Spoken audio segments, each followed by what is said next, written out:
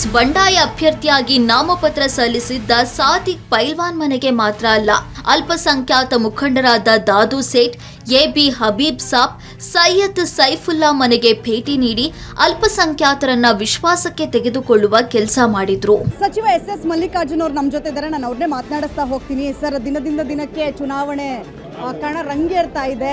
ಹೇಗಿದೆ ಸರ್ ವಾತಾವರಣ? ಚೆನ್ನಾಗಿದೆ. ಈಗ ಪ್ರಾರಂಭ ಆಗಿದೆ.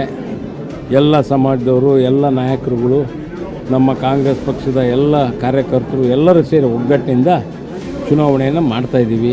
ಈಗ ರಂಗೇರ್ತಾ ಇದೆ. ಇನ್ನು DCM DK ಶಿವಕುಮಾರ್ ಅವರು ದಾವಣಗೆರೆ ದಕ್ಷಿಣಕ್ಕೆ ಬಂದಿರುವಂಥದ್ದು ಎಷ್ಟು ಬಲ ತಂದಂಗಾಯ್ತು ಸರ್? ನಮ್ಮ ಡೆಪ್ಟಿ CM ಅವರು ಯಾರು DK ಶಿವಕುಮಾರ್ ಅವರ ಜಾಸ್ತಿ ಜವಾಬ್ದಾರಿ, ಅವರ ಹುಮ್ಮಸ್ಸು, ಅವ್ರ ಹುರುಪು ನಮ್ಮ ಕಾರ್ಯಕರ್ತರಿಗೆಲ್ಲ ಹುರುಪು ತರುತ್ತೆ. ಆ ರೀತಿ ಅವ್ರ ಕೆಲಸವನ್ನು ಹಿಂದೆನೂ ಮಾಡಿದರು, ಈಗೂ ಮಾಡ್ತಾರೆ.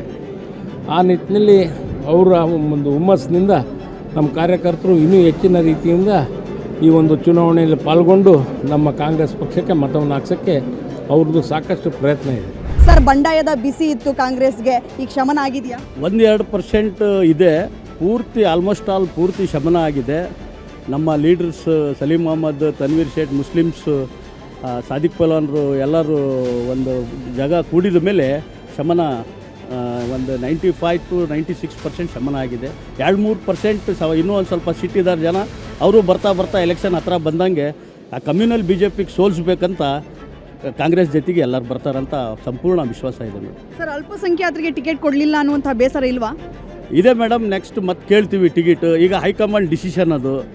ಈಗ ನಮಗೆ ಯಾವಾಗಲೂ ಅನುಕಂಪದ ಆಧಾರದ ಮೇಲೆ ಕಾಂಗ್ರೆಸ್ ಪಕ್ಷದಲ್ಲಿ ಸತ್ತವರ ಮನೆಗೆ, ತೀರ್ಕೊಂಡವರ ಮನೆಗೆ ಟಿಕೆಟ್ ಕೊಡ್ಕೊತ ಬಂದಿದ್ದಾರಲ್ಲ, ಅದೇ ರೂಢಿ ಮತ್ತು ಕಾಂಗ್ರೆಸ್ನಾಗೆ ಪರಂಪರೆ ಅದು ಖಾಯಂ ಮಾಡ್ಕೊಂಡಿದ್ದಾರೆ.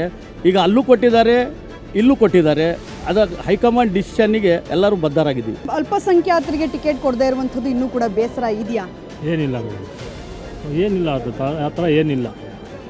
ಎಲ್ಲರೂ ಕೂಡ ಒಕ್ಕರಲಿನಿಂದ ಈಗ ವೋಟ್ ಹಾಕೋದಕ್ಕೆ ರೆಡಿ ಇದ್ದೀನಿ. ಇನ್ನು ಮುನಿಸಿದೆ ಜಮೀರ್ ಅವ್ರಿಗೆ ಅನ್ಸುತ್ತಾ ಸರ್? 100% ಅವ್ರು ಬರ್ತಾರೆ. 100% ಕಾಂಗ್ರೆಸ್ಗೆ ಗೆಲ್ಲೋದಿಲ್ಲ ಸರ್. ಜಮೀರ್ ಅವರು ಬರದೇ ಇದ್ರೂ ಪರವಾಗಿಲ್ಲ, ನಾವು ಗೆಲ್ತೀವಿ ಅಂತ ಹೇಳಿ SS ಮಲ್ಲಿಕಾರ್ಜುನ್ ಅವರು ಹೇಳಿದ ಕಾರಣಕ್ಕಾಗಿಯೇ ಜಮೀರ್ ಬರ್ತಾ ಇಲ್ಲ ಅನ್ನುವಂಥ ವಾದ ಕೂಡ ಇದೆ. ಅವರು ರಾಜಕೀಯ ಮನುಷ್ಯರು. ಜಮೀರ್ ಅಹಮದ್ ಆಗಲೇ, ಮಲ್ಲಣ್ಣ ಅವರಾಗಲೇ, ಅವರಿಬ್ಬರು ನಾಳೆ ಒಂದಾಗ್ತಾರೆ. 100% ಅವ್ರು ಕ್ಯಾನ್ಸಿಗೆ ಬಂದೇ ಬರ್ತಾರೆ. CM ಹೇಳಿದ್ಮೇಲೆ ಅವ್ರು ಮಾತು ಒಪ್ಕೊಳ್ಳೇಬೇಕು. ಜಮೀರ್ ಅಹಮದ್ ಹೈಕಮಾಂಡಿಂದನೇ ಅವ್ರಿಗೆ ಆರ್ಡರ್ ಆಗಿತ್ತು, ಬರ್ತಾರೆ ಜಮೀರ್ ಅಹಮದ್. ಸರ್, DCM ಬಂದಿರುವಂಥದ್ದು ದಾವಣಗೆರೆಗೆ ಇವತ್ತು ಎಷ್ಟು ಲಾಭ ಆಗುತ್ತೆ ಕಾಂಗ್ರೆಸ್ಗೆ? ಇಲ್ಲ, ಇದು 100% ಲಾಭನೇ ಆಗೋದು. ಅವರು ಚಾಣಕ್ಯ, ಚುನಾವಣೆ ಚಾಣಕ್ಯ, ರಾಜಕೀಯದಲ್ಲಿ ಚಾಣಕ್ಯ. ಅವರು ಹೆಸರುವಾದಿ ಅಂತ ನಾಯಕ. ಅವರು ನಮ್ಮ DK ಶಿವಕುಮಾರ್ ಸಾಹೇಬರು ಬಂದಿರೋದಕ್ಕೆ ಇನ್ನೂ ಅಷ್ಟು ಹುಮ್ಮಸ್ ಬಂದುಬಿಟ್ಟಿದೆ. ಈಗ ಇನ್ನು 90 ಭಾಗ ಇನ್ನೂ ಹೆಚ್ಚಾಗಿಬಿಟ್ಟಿದೆ. ಈಗ ಇವಿಷ್ಟು ದಾವಣಗೆರೆ ದಕ್ಷಿಣ ವಿಧಾನಸಭಾ ಕ್ಷೇತ್ರದ ಕಾಂಗ್ರೆಸ್ ಕಾರ್ಯಕರ್ತರ ಮಾತು. ನಾವು ಯಾವುದೇ ಕಾರಣಕ್ಕೂ ಕೂಡ ಕಾಂಗ್ರೆಸ್ ಕೈ ಬಿಡಲ್ಲ, BJPಗಂತೂ ನಾವು ಯಾರೂ ಕೂಡ ವೋಟ್ ಹಾಕಲ್ಲ, ಇಲ್ಲಿ ಸಮರ್ಥ ಮಲ್ಲಿಕಾರ್ಜುನ್ ಅವರೇ ಗೆಲ್ತಾರೆ ಅನ್ನುವಂತಹ ವಿಶ್ವಾಸವನ್ನ ವ್ಯಕ್ತಪಡಿಸ್ತಾ ಇದ್ದಾರೆ. ಇನ್ನು ಅಲ್ಪಸಂಖ್ಯಾತ ಮನೆ ಮಾತ್ರವಲ್ಲ, ಹಿಂದೂ ಮುಖಂಡರಾದ LM ಹನುಮಂತಪ್ಪ, ಗೋಣೆಪ್ಪ, ಮಾಲ್ತೇಶ್ ಪೈಲ್ವಾನ್, ವಿನಾಯಕ ಪೈಲ್ವಾನ್ ಮನೆಗೆ ಭೇಟಿ ನೀಡಿ ತಮ್ಮದೇ ರೀತಿಯಲ್ಲಿ ಚುನಾವಣಾ ತಾಳ ಉರುಳಿಸಿದ್ರು.